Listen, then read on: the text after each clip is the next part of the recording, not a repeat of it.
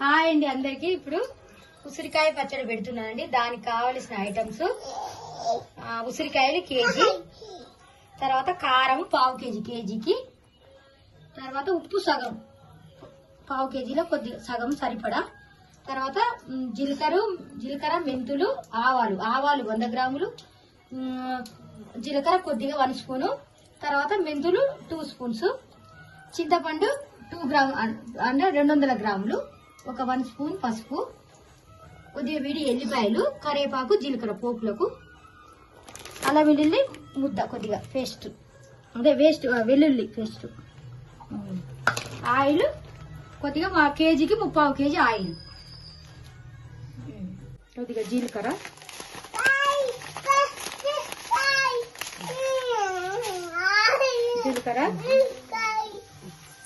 అల్లం వెల్లుల్లి పేస్ట్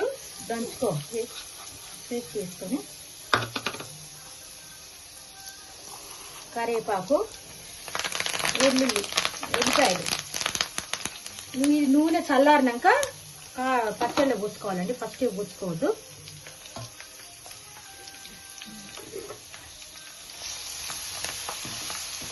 నేను పప్పులు అవి ఇవి వేసుకోవచ్చండి, నువ్వు వేసుకోవద్దు, నాకు ఇష్టం లేదని.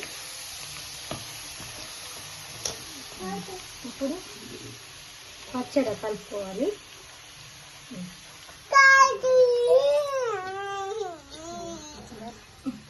కారం 1 గ్లాస్ కారం,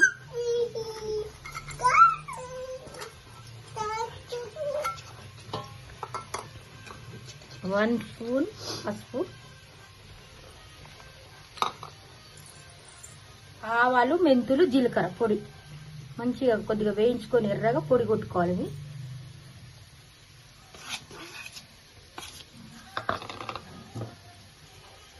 సగం కొద్ది సరిపడా ఉప్పు, సరిపడా చింతపండు పేస్ట్ వేడి చేసుకొని మంచిగా చింతపండు మంచిగా తీసుకోవాలి, లేకుంటే మిక్సీలో వేసుకొని రుబ్బుకోవచ్చు. నిమ్మకాయలు కూడా మీకు ఇష్టమైతే నిమ్మకాయలతో కూడా బాగానే ఉంటుంది, చింతపండుతో బాగానే ఉంటుంది. కలుపుకోవాలి. ఆయిల్ చల్లారినాక పూసుకొని కలుపుకోవాలి.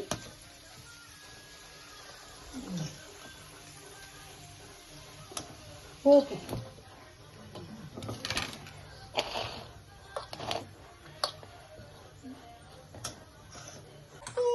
బాగా కలుపుకోవాలి.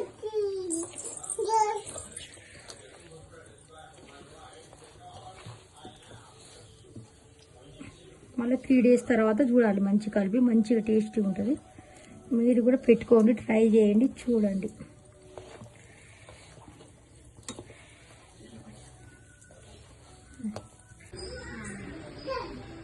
ఉసిరికాయ పచ్చడి అయిపోయిందండి. ఇప్పుడు ఆయిల్ పోసుకోవాలి. పోపు పెట్టింది చల్లారినాక పోసుకోవాలి, కలుపుకోవాలి.